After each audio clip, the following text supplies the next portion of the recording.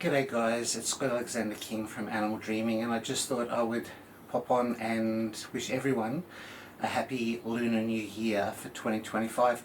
And this year, the year is ruled by the energy of the wooden snake, also known as the green snake, or the green wood snake. And I think that's in reference to the energies that it brings in, which is new beginnings, new life, new opportunities, the fresh green energies of spring. Last year, the energies of the year were centered around the wood dragon, which is all about creativity and luck, but also trusting your imagination and allowing that to be your guiding light. This year, though, it's more about focus, charm, intelligence, transformation, inner change, and the power that comes from seeing yourself worthy of something more, I guess. This year, the Lunar New Year commences on January 29th, so we have a little bit of time to prepare.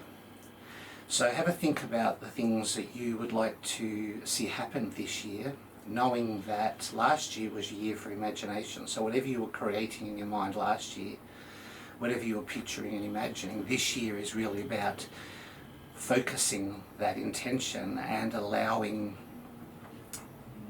what it was that you were dreaming to come to fruition. Do you know what I mean? So this year is about, as I said, it's about wisdom, cleverness, brain work, planning, processing, but it's about wisdom, intelligence, so, knowing in your heart what's the right step to take forward and what's not, what's the best decision to make and what's not. So it's really, using your awareness and your discernment to decide this year. It's about growth, it's about charm and elegance, so it is also about how you present yourself and how you speak and how you, the energy that you hold and emanate regarding, how you view yourself. But mystery, you see, it's also about mystery. So this is where the whole imagination from last year, working with your imagination and allowing your dreaming to kick in, this year is really about anchoring that and giving it a focal point and working toward that. So really knowing that this year is about putting action into what was last year about just dreaming and preparing and manifesting in your mind's eye sort of thing, with that energy of dreaming. So look, in my world, the snake is all about transformation. It's about transmutation more than anything. It's about healing. It's about shedding that which no longer serves us. Old beliefs, old patterns, indoctrinated rules that we live by, that we think are our own beliefs, which are actually generally not. Things we've been taught, things that we've been raised to believe to be true, based on other people's values, I guess. So this year it's about surrendering for me, acknowledging what needs to be surrendered and surrendering those things, not running away. It's about handing things over, I guess, to the creator or to something higher than yourself and saying, this is bigger than me, I need your support, I need to give it over. Because sometimes the more we push for something, the further away it becomes. So this year it's really about knowing what's going to be helpful and what's not going to be helpful. It's about acknowledging, the difference between what was important and what is important. What was your set of rules that you live by, and how those rules have either helped you or misguided you, and fine-tuning them so that this year they can be more productive. So it's about letting go and surrendering. Just like the snake sheds her old skin, she teaches us to shed those aspects of self which hold us back. So if you imagine a snake going through the process of shedding its old skin, it rubs itself on the rocks and it pushes itself against the tree branches in a bid to get that old skin off. It has to break that old skin first and then systematically remove it all from its being so that no infection kicks in. So if the snake leaves any of that old skin on its body, bacteria can get in and infection can sit in. The snake can become very, very ill. So it knows that if it doesn't do what's needed, it will move from a state of ease to a state of dis-ease, like not feeling well. And if that's left unattended and allowed to brew, it'll then move to a state of dis-ease, or disease and illness. So the snake gives us the skills to know what is going to create a sense of dis-ease, while giving us the power to return to a state of ease. When a snake bites you and the venom is injected into your bloodstream, they give you a medicine known as anti-venom, which is actually a concoction, if you like, made from the snake's own venom. So the snake holds within it the power to heal itself. The snake offers us the chance to heal ourselves. Do you see what I'm saying? So this year is really about conscious effort, focusing your intention, knowing what's going to serve you, what's not going to serve you, and moving through the processes required to ensure that the wooden snake energy supports us. Okay, so we need to look closely at ourselves. We've got to be honest and truthful with ourselves. We must be prepared to know and understand our mind, our body, and our spirit if this year is going to work for us. We need to get those aspects of self working together in harmony. We can't be allowing excuses or, the old patterns, our old ways, those negative old beliefs to continue to hold us back. We need to be able to move through that, shed those things that no longer serve us. Just like she said, sheds her skin, so that we can move forward into the new year as a new being. We've got to be honest with ourselves on all levels. I've got a few notes here that I've written that says, and those old stories, those false stories that we tell ourselves about, this is happening because, or that happened because, often those stories are not true. They're not lies, but they're just not true, because we have to justify things in our mind to allow ourselves to feel like we are moving forward. But we have to find the courage, you see, this year to face those shadows and to acknowledge them, to shed a light on them, if you like, so that there's nowhere for them to escape to. We have to be honest and open and communicate, not just with other people, with ourselves and our higher self, and really own what's going to make us stronger and healthier and wiser.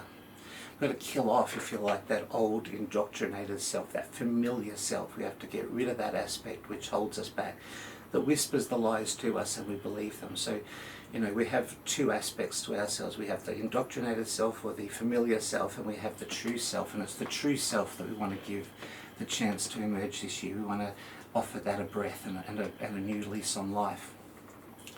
So it's about healing our lives, it's about healing our relationships, it's about being honest with ourselves, no longer lying to ourselves or even enabling others to hold us in that place of lack with their lies. Does that make sense? So we need to, and when I say lies, it sounds really dramatic and sounds nasty, but we tell ourselves lies all the time, we do. And we just can't. This year it's about moving through those and allowing ourselves to be honest and truthful with ourselves. So, people are afraid of snakes. This is a year that could be really triggering for some people, because a lot of people are afraid of snakes. They don't like the idea of being anywhere near a snake. Even when they go to a wildlife park or something, they, avoid the reptile house because they don't want to be anywhere near snakes. And that's purely because they know in their hearts there's things about themselves that aren't true, that they need to address, they need to shed, they need to release. And it's like they feel that the snake is taunting them. Remember though, the snake holds within itself the power to heal itself and also us. And that's why there's two of them wrapped around the medical symbol, the caduceus, because it's about that striving for wellness and striving for that realization and that higher attainment of knowledge. So snake wants to support us. So when they bite you, there's venom, there's anti-venom to help you through that. And I don't know anyone who's died of snake bite. I'm sure it happens every day, but I've never met anyone who has died of snake bite. So, a lot of this is also false belief that we need to address, and it's excuse making. We don't want to be around snakes because they're freaky or they're scary or they make us feel. There's a truth in that. If the snake is one of your shadow totems, it's asking you to address your shadows, and that's exactly what this year is all about. So give it a go. I want you to surrender all those fears and anxieties to spirit. I want you to ask the energy of the snake to come and help you shed and release those old aspects of self. And I reckon you'll be really grateful that you did, because the snake is your friend. It wants to help you. It's here to help you to find greatness. So this is the year to do that. And we're back to the Chinese, the Lunar New Year, the energy of the snake according to this year and the traditions of the Chinese zodiac.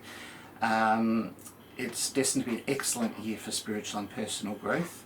That's the energy of the wood snake. It's about encouraging and supporting and allowing that quest for self-discovery and realization to kick in.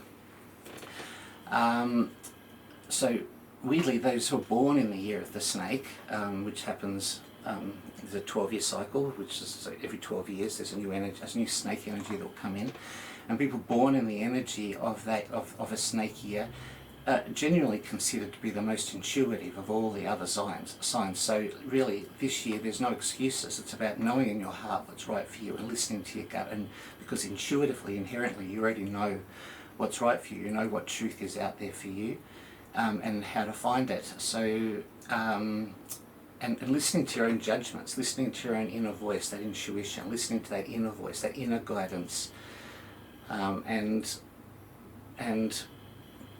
giving yourself the power to make the decisions that you know are right for you. Because snake people can be very driven, they can be very charming, they can be very action-minded and determined. So, you know, even if you're not born in the year of the snake, those qualities and traits are still something that are there for you to harness, because this year is supporting all those energies. So snake people are generally considered very wise.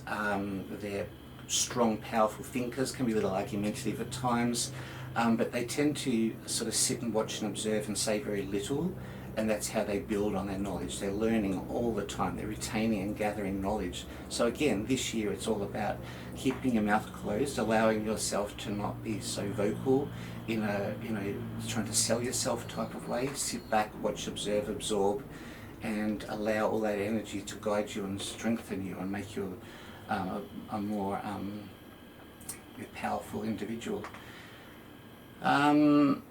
So, and I've got this written down too, because I love the fact that in the Chinese zodiac it allows you to empower yourself. It gives you lucky numbers and lucky colours and things like that to ensure almost that you can't fail. Okay, so this year the lucky numbers are they are 2, 8 and 9. So they're the lucky numbers, and any combination. So for example, 28, 99, 89, you know, 28, any number combination of those numbers is also considered very, very lucky. Black colours, black, yellow, red, are really powerful colours, but believe it or not, gold this year is an unlucky colour. So sort of try to avoid gold, but yellow, black and red are the lucky colours, and orchids and cactus. So either whether it's the plant or the flower, the blossoms, the blooms, having those, or images even of cactuses, any cactus, or orchids in your home or office or workspace, or your healing room, any of those, it's going to bring in the energy of snake. It's going to bring that luck and prosperity your way. Okay, so if you're wanting to travel this year, they say, or if you want to, you know, face your office or your chairs in a productive, abundant direction, facing the east, the west, and the southwest are the directions that are going to bring the most luck. Because, as I said, it's about the east energy, the new beginning, spring energy of the wood snake. Energies to avoid, the numbers 1, 6 or 7, and including the the combinations of those numbers, so 16, 61, 76, they're all considered bad luck. So it's not that you have to avoid those numbers, I just wouldn't include them in your Tatslado. Well, not me, I'm just saying this is what these are suggesting, that they're not numbers that are going to bring you wealth or abundance. So even avoiding certain days on the calendar, for example, or, you know, if you know that you're going to a job and the office address is, say for example, 61, ask if you can have the meeting at the local cafe or something instead. Just, I mean, it's not, you don't have to be paranoid, but it's just, if you're going to work with the energies, I guess just a little bit of being a little bit conscious. And the colours to avoid this year, as I said, are gold, white and brown. And the directions northeast and northwest apparently are considered unlucky directions to base business or to travel to. It's also So this is the year to seek out people with knowledge, because as I was saying before, the energy of the snake people are very intelligent, they, good communicators, and they have knowledge to share. So if you're not born in the year of the snake this year, it's the energy of those sorts of people will be beneficial. So to seek out people to learn from, or to have them share their wisdom with you, or just to ask questions of, this is the year to seek out those people you consider to be wise, and to sit with them and to spend time with them in a place of learning. So snake people, they love quality. They love to be surrounded by good things, shiny things, but they're not so fond of having to go shopping. So shopping is sort of boring to them, shopping mindlessly. If they know they want something, they'll go and get it, but shopping, wandering around.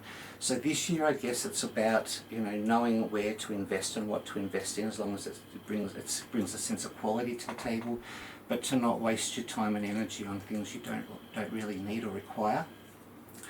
And so this year, with as far as relationships go, the general advice, I've got it written down here, is to focus your attention on those born in the year of the ox or the rooster, and to avoid the intentions of those born under the sign of the tiger, the horse and the pig. Obviously there's character qualities there that are going to contradict or hold you back, and it's not that you can't date those people or hang out with those people, but maybe not allowing them to influence your plans and your plans for the future. Does that make sense? So, overall, I think it's going to be a great year. It's going to be a great year of new beginnings. It's going to be a year of power, and a year of letting go and healing and surrendering, and really stepping into that space of who you know you are. Does that make sense? So last year, as I said, was about imagination, trusting your intuition, and allowing creativity to rule. This year, it's about taking the energies of what you were imagining last year and to breathe life into them and give them a form. Happy New Year, everyone. I hope it's going to be a brilliant year, and I hope the energy of the wooden snake lives up to its reputation and supports you in all your endeavours, whether they be personal or business or work related. Happy New Year.